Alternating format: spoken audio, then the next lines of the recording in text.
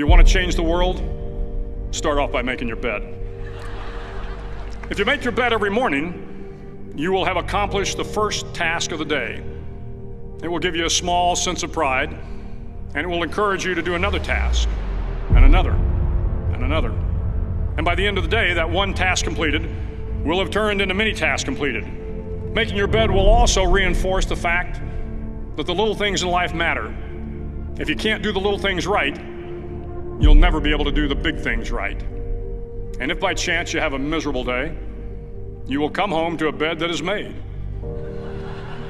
that you made. And a made bed gives you encouragement that tomorrow will be better. To pass SEAL training, there are a series of long swims that must be completed. One is the night swim. Before the swim, the instructors joyfully brief the students on all the species of sharks that inhabit the waters off San Clemente.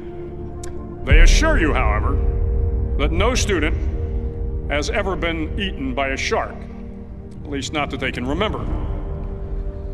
But you are also taught that if a shark begins to circle your position, stand your ground. Do not swim away. Do not act afraid. And if the shark, hungry for a midnight snack, darts towards you, then summons up all your strength and punch him in the snout, and he will turn and swim away. There are a lot of sharks in the world. If you hope to complete the swim, you will have to deal with them. So if you want to change the world, don't back down from the sharks. Over a few weeks of difficult training, my SEAL class, which started with 150 men, was down to just 42. There were now 6 boat crews of 7 men each. I was in the boat with the tall guys, but the best boat crew we had was made up of the little guys, the Munchkin crew, we called them. No one was over 5'5". The Munchkin boat crew had 1 American Indian, 1 African American, 1 Polish American, 1 Greek American, 1 Italian American, and 2 tough kids from the Midwest. They out-paddled, outran, and outswam all the other boat crews. The big men in the other boat crews would always make good-natured fun of the tiny little flippers the Munchkins put on their tiny little feet prior to every swim. But somehow these little guys from every corner of the nation and the world always had the last laugh, swimming faster than everyone and reaching the shore long before the rest of us. SEAL training was a great equalizer. Nothing mattered but your will to succeed, not your color, not your ethnic background, not your education, not your social status. If you want to change the world, measure a person by the size of their heart, not by the size of their flippers. The 9th week of training is referred to as Hell Week. It is 6 days of no sleep, constant physical and mental harassment, and 1 special day at the Mud Flats. The Mud Flats are an area between San Diego and Tijuana where the water runs off and creates the Tijuana Sloughs, a swampy patch of terrain where the mud will engulf you.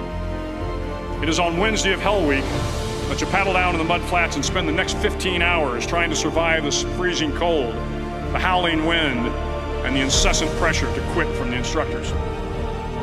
As the sun began to set that Wednesday evening, my training class, having committed some egregious infraction of the rules, was ordered into the mud.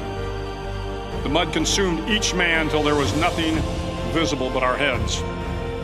The instructors told us we could leave the mud if only 5 men would quit. Only 5 men, just 5 men, and we could get out of the oppressive cold. Looking around the mud flat, it was apparent that some students were about to give up. It was still over 8 hours till the sun came up. 8 more hours of bone-chilling cold. The chattering teeth and the shivering moans of the trainees were so loud, it was hard to hear anything. And then one voice began to echo through the night. One voice raised in song. The song was terribly out of tune, but sung with great enthusiasm. One voice became 2, and 2 became 3, and before long, everyone in the class was singing. The instructors threatened us with more time in the mud if we kept up the singing, but the singing persisted, and somehow the mud seemed a little warmer, and the wind a little tamer, and the dawn not so far away. If I have learned anything in my time traveling the world, it is the power of hope. The power of one person, a Washington, a Lincoln, King, Mandela, and even a young girl from Pakistan, Malala. One person can change the world by giving people hope.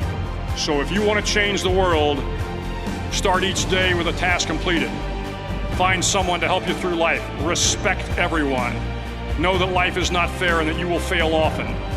But if you take some risks, step up when the times are the toughest, face down the bullies, lift up the downtrodden, and never ever give up. If you do these things, the next generation and the generations that follow will live in a world far better than the one we have today. And what started here will indeed have changed the world for the better.